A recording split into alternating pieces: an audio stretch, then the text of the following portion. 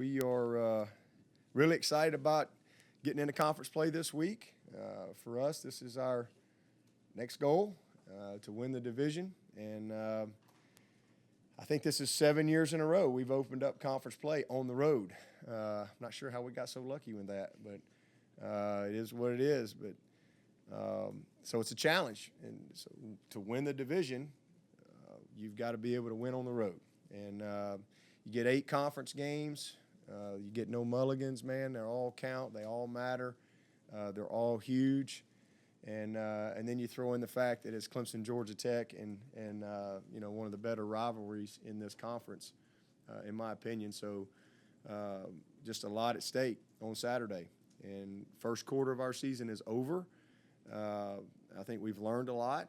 I think that we still got a lot of improving to do, and I think we got an eager bunch to do just that, coaches and players, to get better, man. And we're excited about kicking off the second quarter and the challenge that's coming our way Saturday in Atlanta, a place that we really haven't had a ton of success, but this senior class has got a unique opportunity, and they take a lot of pride in their legacy here, and I know that we'll get a tremendous effort from our guys to hopefully play our best game. That's really what our goal is this week, is to apply the lessons that we've learned from the first 3 games. That's what wisdom is, right? It's the application of knowledge. So let's take the knowledge that we've gained from 3 games and let's play with some wisdom. Let's apply it on game day, and let's get better, and let's kick off the second quarter in a really positive way, and by playing our very best football game of the season. That's really what I'm looking for. So I think we're off to a good start. Good meetings around here Sunday and Monday as coaches, and then last night on the field with the guys. I think that they're locked in. They're excited about getting into conference play as well. And, it's amazing how the days just start clicking. And here we are into game 4, second quarter. So trying to enjoy all of the journey, too, as we go through it. Georgia Tech is a good football team. I know they're 1-2. And a lot of times that's where people make a mistake, is they just kind of look on a piece of paper and they see a record and they go, okay, well, and it just doesn't work that way. There are no easy outs. And Georgia Tech is in one of the most difficult teams that you will play. And we know that because we play them every year, and it is always an incredibly stressful week to play these guys. They do a great job. South Florida's a good football team. And there were some crazy plays in that game. It was kind of back and forth. It was it was less than a 1-score game till right at the end, and they scored late to put it up. I mean, it was that game could have gone to either team. Both teams played incredibly hard, and then same thing at Pitt. 24-19, I think, was the score. 1-score game. They're right there in position to win the game. They had some mishaps.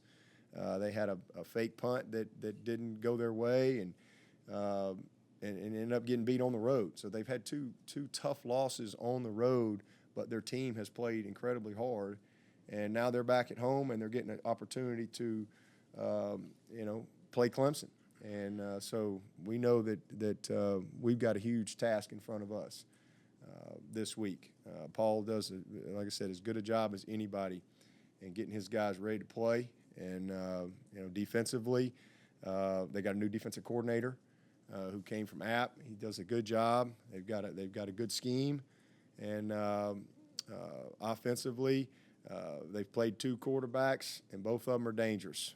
I mean, both those guys can flat out run and find the creases. They're throwing the ball, I think, about 17 times a game.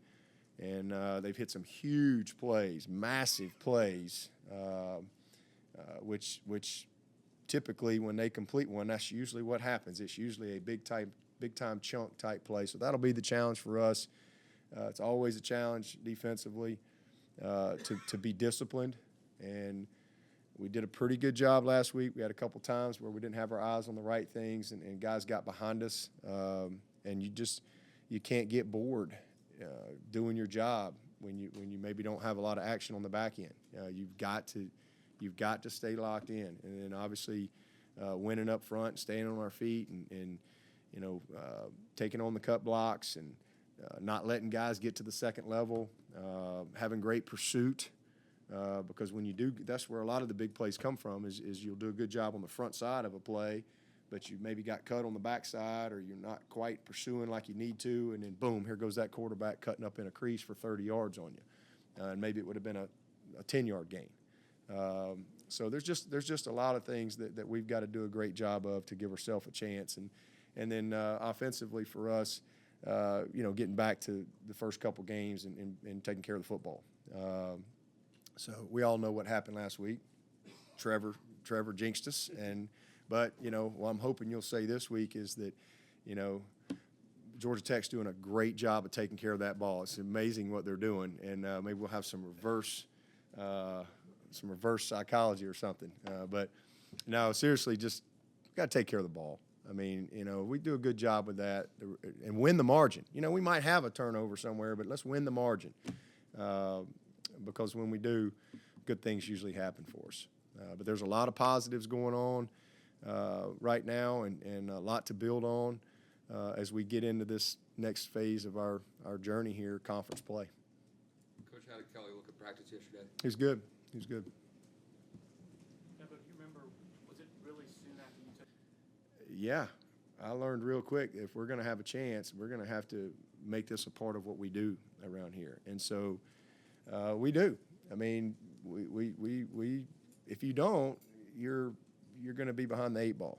And we just want to always, we need to always be able to have a recall, and just keep option football in front of them as far as the things that they're going to see when you play a team. Because we play them every year. It's a huge game for us. It's a rival game. So we get ready for all of our opponents every year, but they're very unique. And so some of your base things don't really apply. You kind of got to forget everything from a defensive standpoint. So, yeah, we started a long time ago. Let's have a Georgia Tech period in the spring, Georgia Tech period during fall camp, and just enough to just kind of teach the principles that we need and some of the fundamentals that you have to play with to have a chance. And so, we certainly have gotten better over the years, for sure. How odd is it, Dabo, that you've played 3 for Georgia Tech this week? Well, I think it helps, definitely. I mean, it'd be crazy to tell you that doesn't help because you've had to spend a lot of practice time defending, even though they're different. I will say that. Everybody thinks option teams are all the same, and it's like a one-stop shop, and it's not. Furman and Georgia Southern and Georgia Tech are very different. I mean, it's all ice cream, but it's strawberry and chocolate and vanilla, and it's different flavors of how they go about it, and so that's a challenge. And then Georgia Tech it's an ACC football team. I mean, they got some really talented players that are playing at a high level. So, and then Paul Johnson's as good as it gets. I mean, he's as good as it gets when it comes to having answers for what you do. So I think it helps fundamentally and just how you have to play, the physicality you have to play, the mindset that you have to have, but it also helps them. Because you think about it, usually when they play us every year, they don't have anybody to study us on but themselves, right? So it works both ways because now they've got 2 games to study Clemson on how we defended certain things. So it's a double-edged sword that way. You mentioned you guys have gotten better, it seems, for years. The games are always tough. I wouldn't say we've shut them down. I mean, they've hit some big plays on us, and I just think that, like I said, we've just been better that day. I mean, I've had really good teams that have lost. And I've had some teams that maybe weren't as good as some of the teams that lost win. But we just been better that day. We've done the things that we needed to do on that particular day to win the game, whether it be turnover margin, penalties, out big playing them, being fundamentally sound, physical at the line of scrimmage. Those are the type of things that you got to do if you're going to have a chance to win this game. How odd is it to face? Yeah, I think Paul Johnson's a great football coach. I mean, he's been doing it a long time. He's won a bunch of games.